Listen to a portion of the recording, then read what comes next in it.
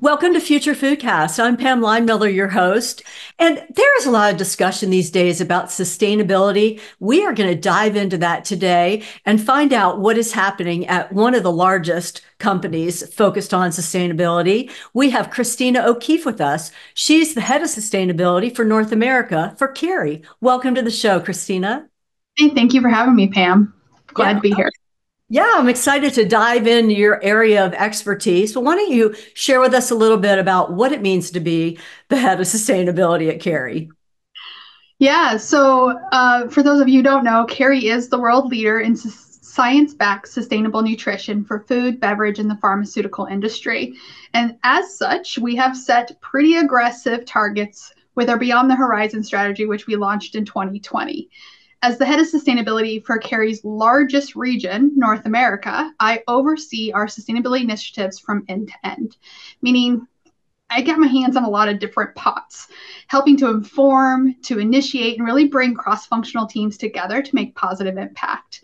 This could be working with our procurement team on regenerative agricultural initiatives, working with operations on energy efficiency, RD&A on tools to support formulation, marketing on how we talk and lead with impact, and with our account teams to partner with our customers to meet their sustainable nutrition goals.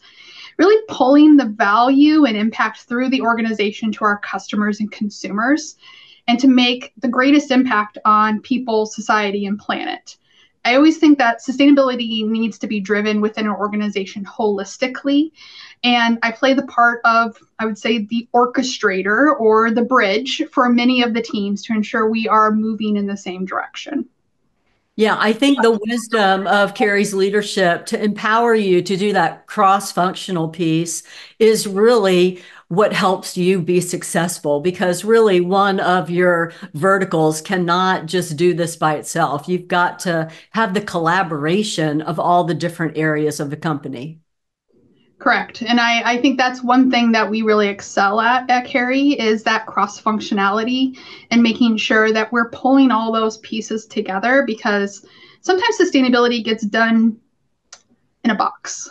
And maybe it's for reporting or maybe it's just sourcing, but you really have to pull that all the way through, ensure that you're meeting customer needs, but also meeting the ever changing, growing demand from consumers.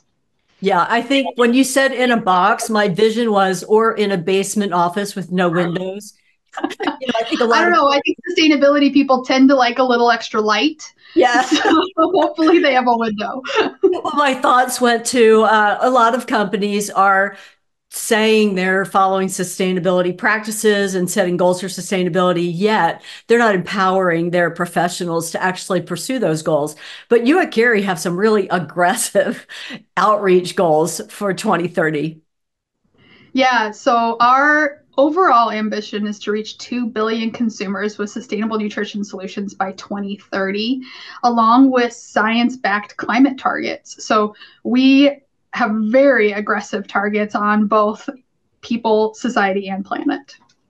That's amazing. 2 billion. That's a lot of people. That is a lot of people. Well, so you not only have that outreach goal, but as you said, at the same time, you have these other, more restrictive parameters that you need to work within to achieve those goals. Do you want to dive a little bit into what some of those are? Yeah, and I think our goals probably aren't much different than what we would hear from other organizations around carbon emissions and responsible sourcing. But I think it's the way that we are bringing it all together around sustainable nutrition and what that means. So maybe we start there on talking about, what is sustainable nutrition? Kerry, if you look it up on Google, is the number one hit on the definition of sustainable nutrition, but you're starting to hear it really in the lingo of our industry, which I think is kind of cool that sustainable nutrition starts with Kerry, but you're starting to hear it in research papers and from other organizations within the food and beverage industry. So what is sustainable nutrition? It's really about addressing the nutritional, environmental, and social impact of the food and beverages to really shape a sustainable future. And so when we talk about sustainable nutrition, we often talk about it in a spectrum. We call it the spectrum of sustainable nutrition. So our ambition or aim is really to guide, inform, and support our customers along a journey. That spectrum is a roadmap of various steps our customers are taking or are thinking about taking across the coming decade or so. So it's really about enhancing the nutritional profile of products such as cleaner label or proactive nutrition to improving the environmental and social impact, for example, through climate positivity or circular solutions. Wow, and that's all encompassing. I mean, you're going across again, not only the departments, but also different areas that will impact sustainability moving forward. So I think that's really a great lesson. But not only that, you aren't just operating like the sustainability area. All of the employees at Kerry have some training to go through, and I think that's different from what I've heard from other companies as well. Yeah, we're really, really proud of our education process. We call it Sustainability Essentials. We really started this journey probably late last or in 2022 into 2023. You know, when we laid out the mission that we wanted to reach 2 billion consumers with sustainable nutrition, it was very important for us that everybody within the organization knew what that meant and also how their role plays a part in that. So it was important to leadership that all team members had really a basic understanding of our vision and purpose in the concepts of sustainable nutrition so that we could confidently articulate that vision and purpose, but also really integrate it into everything that we do. So we launched an internally developed e-learning program called Sustainability Essentials for our leadership and all of our Wired team employees globally. So this learning series was really well received. We've reached about 91% participation rate, which is basically unheard of in most learning initiatives. So but this year we've launched the version for our frontline employees too. So those who are at the front lines, working in operations in our manufacturing locations are also getting the fundamental topics of climate action, circular economy, responsible sourcing, social sustainability, and health and nutrition. And towards the end of this year and into next, we'll be continuing our educational journey with more specific functional educational pieces, really bringing to life how each person, each team contributes to making that positive impact for people, society, and planet. Yeah, that's quite an investment and really impressive, especially going your percentage of participation is is really impressive and I would say unparalleled because I haven't that's just a high number for online learning. Yeah. Yeah, it is. And I also want to say that, you know, what is top of mind? So if you can help the employees have a basic an education or be informed about the different pillars here that Kerry is targeting, then they can think about, well, in my work, what, you know, maybe a little bit of innovation, a little bit thinking outside the box, like how can we make an impact in one or Yeah. more areas that they learned about in this training? Yeah, I think Kerry has some of the best and brightest team members I've ever come across in the industry. I am always amazed by their creativity and their ability to really solve complex challenges within the industry. I love seeing how this kind of educational series has helped to shine a light on this talent and see them connect their work to Kerry's aspirations. It's brought this energy or I don't know, like a vibe almost to the office or the workplace that makes it a joy to come to work every day and see what we can do next. I mean, we're always, I hate to say, tail spinning different ideas and trying to figure out what works, but it's creativity, it's an energy that not only makes Kerry a great place to work, but also makes it a great place to collaborate with our customers to solve those challenges we're seeing within the food and beverage and pharma industry. And I think that we talk about culture really, but there's studies out there that there's a lot more than just money that keeps people working at the companies that they're working at. And I'm hearing a piece of Kerry's culture that's really impacting its employees that could give some of those intangibles. You're empowering them, you're asking them, you're raising the bar of expectation, and obviously they're coming up to it and maybe exceeding it based on what you said. So that's exciting for the company culture and longevity moving forward.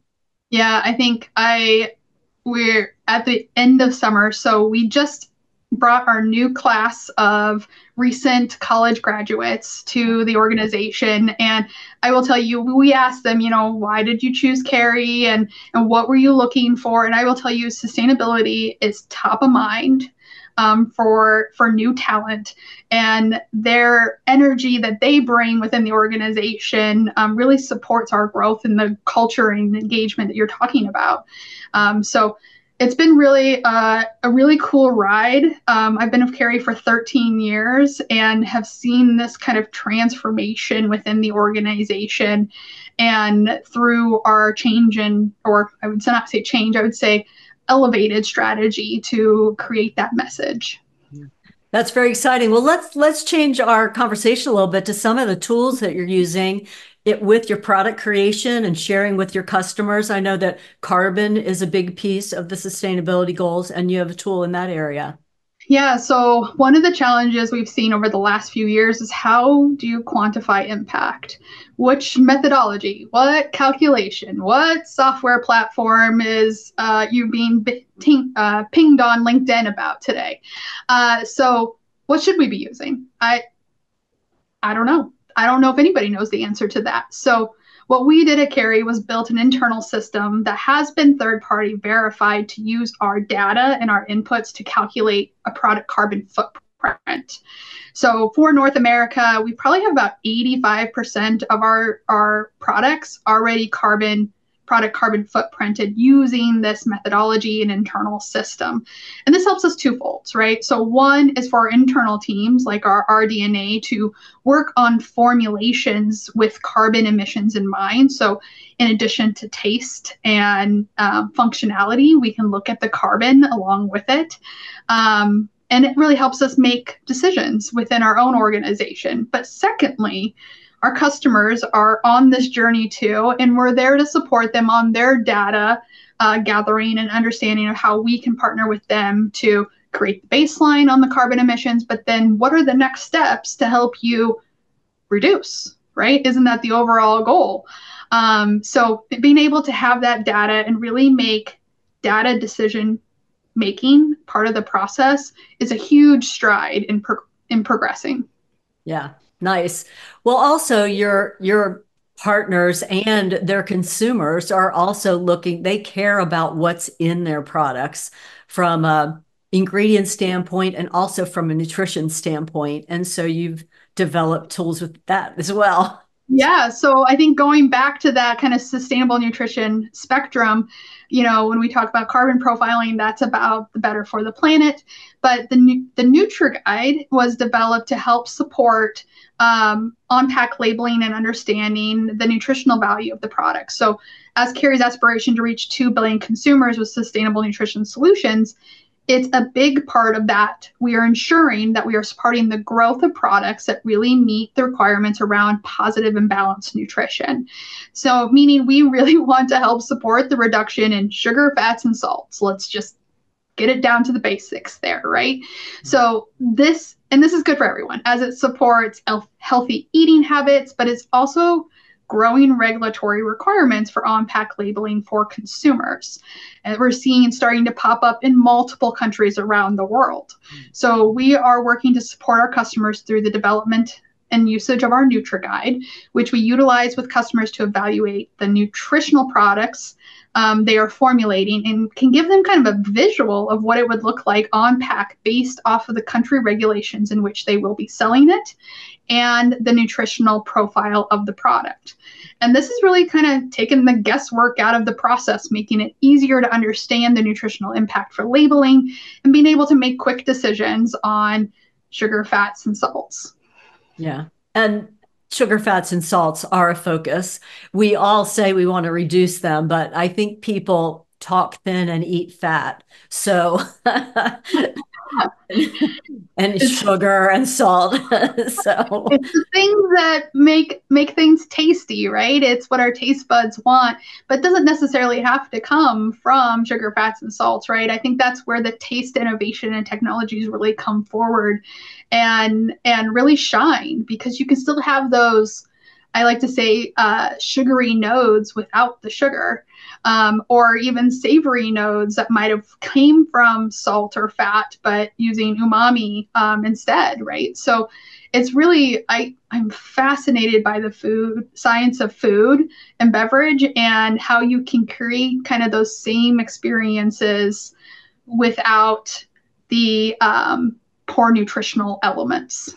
exactly. And I think that as companies are developing their products, it's really helpful to know, if we choose to do this processing in group A or the processing in group B, what are the nutritional outcomes of each one? And they can, again, helping make, getting information to help make decisions. Yeah. So, well, it seems like you are just in an ideal spot. I mean, you're director of sustainability for North America for a very large company. And I'd really like to ask you about, how you got to where you are. I don't see a lot of women, especially in roles such as yours, and just directing all this cross-functional. I would love for you, as by way of encouragement to maybe some other people that might be listening to our show, to hear your journey a little bit.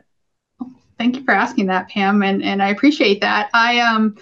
Yeah, I've probably taken a really unique journey to where I am today. I think most sustainability professionals at my level would probably have their own unique story, as sustainability wasn't what we went to college for or was even a thing when many of us started our careers, right? But mine really started when I was a recent grad of the University of Nebraska in Lincoln with an agricultural engineering degree. Like most young professionals, I was really just happy to graduate with a job. But mine happened to be in a beef company and in their engineering graduate program. So I really started my career learning the beef industry and beef manufacturing. It was in those early months that I really found that I had a knack for environmental systems and really started implementing site ISO 14001 or environmental management systems. But after 10 months of doing that, I was moved very quickly to the largest beef plant in the US to run all their environmental systems, from very large direct discharge wastewater systems, brine recovery, water wells, and much, much more. It probably was one of those situations where you think it's like a sink or swim type situation, right? Literally. It was really my first exposure to sustainability, which, like I said, was kind of still a buzzword at the time. Most people didn't really understand it or know what it was. From there, I moved into flavors manufacturing, where I expanded my knowledge in the impact of people through the support of health and safety. So later, I actually went back to school and got my MBA to really solidify my understanding of business and economics. So that really helped me take my passion and understand sustainability as a business strategy, bringing those three elements of people, planet, and performance together to create impact that will help grow an organization, but also meet the needs of people and the planet. So I'm thankful. I have been able to align my personal passions to my career path, and that I've had some amazing mentors along the way that have really helped break down barriers for me, continue to support my growth. And I guess I would encourage everyone to really follow their passion. It makes coming to work every day a joy, and something I look forward to. And just to be an advocate for yourself and for others. Having those mentors and having those advocates that spoke up when I can speak for myself was very, very important to my career path and has gotten me where I am today. Well, I'm sure that there's a little talent there as well, Christina. However, thanks for sharing. You took put one foot in front of the other essentially and learned as you went. It sounds like you were just absorbing all you could as you moved through different areas of the industry and then were able to follow your passion here at the end. So glad to have the opportunity to speak with you about that. By way of encouragement for sustainability, though, sometimes we think, I can't do all of that. Yeah. Yes, we have big problems, but my goodness, my little recycling my water bottle's not going to help. I mean, what would you say to some of us who might think that way? Yeah. I think it can be overwhelming, right? For many people when they start to think about planetary health and the IPCC and maybe the actions aren't being quick enough for the right ones. And I think that can be true for some, but what I really would like to say is that you should think about it as opportunities. These are opportunities for us to take action, and we're not looking for perfection. If we waited for perfection, it would be too late. So small steps are big steps. My friends in the APMEA region likes to say, what did they say? They say small acts matter. And I take that to heart, right? Like yeah, maybe it is you separating your recycling, you're doing your part. When you work for a big global organization, putting in waste management processes or being able to quantify carbon are all really, they might seem small, but they are huge steps in the right direction. And it is progress. It's a journey that we're all on. And I don't want us to be stifled because it may not be the perfect solution. And I always say that sustainability is kind of a gray area, right? There are things that not everybody's going to agree with everything, and there is give and take and risk and reward and all of it. But I always just come back to if we're making steps, we're going in the right direction. Absolutely. And I think, like you said, I mean, any step in the right direction is great. And if you can't do everything, at least do something, and that will add up. There's a lot of people on the planet that can really participate and add into this. Well, one other area that really impacts sustainability and that we haven't really covered is, we didn't really talk about food safety and supply chain. I don't know if you want to address that at all. We've already had a great conversation, but I know it's integral to a lot that you do and getting, safe food to your customers as well. Yeah. Well, I think food safety is top priority. It's really the first step in sustainable nutrition. We like to say safety first, quality always. Not only is that within our own control, the manufacturing locations, but it's also important that we have a strong understanding of our supply chain. And that's not always the easiest thing. Our global food system is vast and complex. But it's important that there are controls and procedures to ensure the safety of the food system, but also a level of transparency. So I think today we have much more transparency than we did yesterday, but it's still difficult. In the coming years, I really think we will see kind of this break open even further as consumers want to know where their food comes from. They want to be able to, say what the food is, right? When you look at the back of the label, clean label for food from food. And I think you'll see them wanting to know more and more information. And with the advancement of AI technologies, I think it's really just around the corner. I believe it's only a matter of time that you're going to be able to take that package, scan it with your phone, and it's going to take you directly to the farm and maybe even interact with the grower or farmer on the ingredients that are in that package. It's really an exciting time to be in the food system and working to bring that transparency forward to ensuring food safety and just making products that are going to sustain that food system for the long term. Yeah, I tend to agree with you, Christina. I think that innovation and technology are really going to benefit the food industry in a really positive way. And things are moving so quickly. that I think we're all going to be pleasantly surprised at, the results in a few years and with the initiatives that are happening. Well, listen, thank you so much for being with us and sharing from your expertise as head of sustainability for North America with Kerry. We really appreciate it. Thank you for having me. Yeah. And until next time, I'm Pam Miller. Please like and subscribe our show if you don't want to miss an episode. We'll see you next time. Thanks for listening to Future Foodcast. Future Foodcast is powered by Farm to Plate, the leading food blockchain platform. Subscribe on YouTube or wherever you listen to podcasts to stay up to date with the very latest innovations in the food industry.